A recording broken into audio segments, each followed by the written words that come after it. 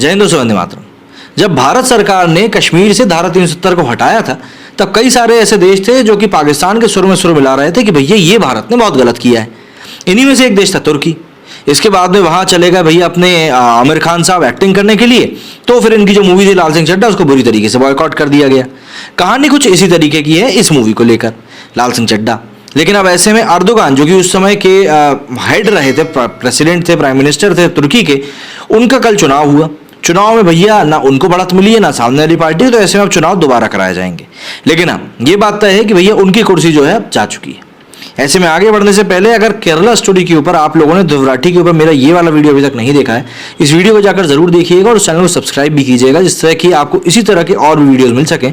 आई button के ऊपर ही मैंने इस वीडियो का लिंक देके रखा है, आप चाहें तो डायरेक्टली भी इस वीडियो को देखने के बाद उसे देखने जा सकते हैं।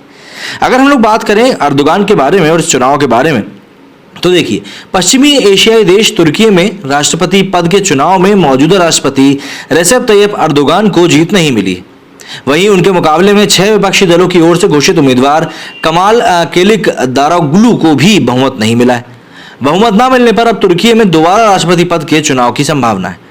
तुर्की के अनादोलू एजेंसी के मुताबिक अब देश में 28 मई को फिर से चुनाव होंगे।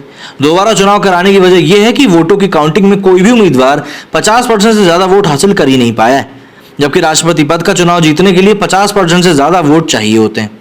अनादोलू के शुरुआती परिणामों में तुर्की के मौजूदा राष्ट्रपति रेसेप तैयप अर्दोगान विपक्षी प्रतिद्वंदी कमाल की तुलना में आगे थे, लेकिन फिर अंतर कम होता चला गया। और बता दें कि कमाल केलिक दारोगलू को तुर्की का गांधी भी माना जाता है, इसलिए लोग उन्हें कमाल गांधी भी कहते हैं।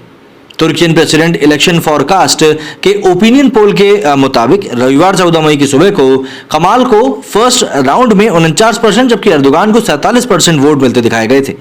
इसके बाद अधिकांश मतों की गिनती होने पर अर्दोगान ने दावा किया कि वे अभी भी देश के राष्ट्रपति का चुनाव जीत सकते हैं। उन्होंने कहा कि यदि ये चुनाव 2 सप्ताह में फिर से कराए जाते हैं तो वो देश के उस फैसले का भी सम्मान करेंगे। न्यूयॉर्क टाइम्स के मुताबिक अर्दोगान उन 2 हफ्तों का इस्तेमाल अपने वोटर्स को और ज्यादा मनाने में करने वाले हैं। पिछले करीब 20 सालों से तुर्की की सत्ता में काबिज रेसेप तैयप अर्दोगान का रवैया भारत विरोधी और पाकिस्तान के समर्थन का रहा है। उन्होंने हमेशा कश्मीर मुद्दे पर पाकिस्तान के समर्थन वाली भाषा ही बोली।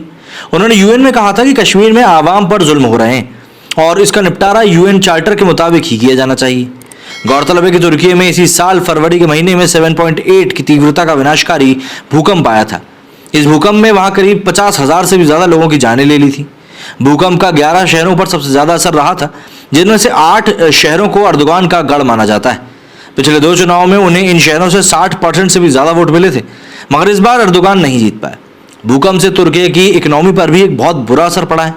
देश में विस्थापन और बेरोजगारी काफी बढ़ चुकी है। लाखों लोग ऐसे हैं जिनके पास अब अपने पक्के घर भी नहीं बचे। तो ऐसे में अर्दोगान का हारना कहीं ना कहीं भूकंप भी एक बड़ा वजह माना जा रहा है। लेकिन अब आने वाले 20 दिनों में अर्दोगान किस तरीके से अपनी काया पलट करते हैं, ये देखने वाली बात जरूर होगी। मेरे स्टूडियो फिलहाल इतना ही। जय हिंद, जय भारत।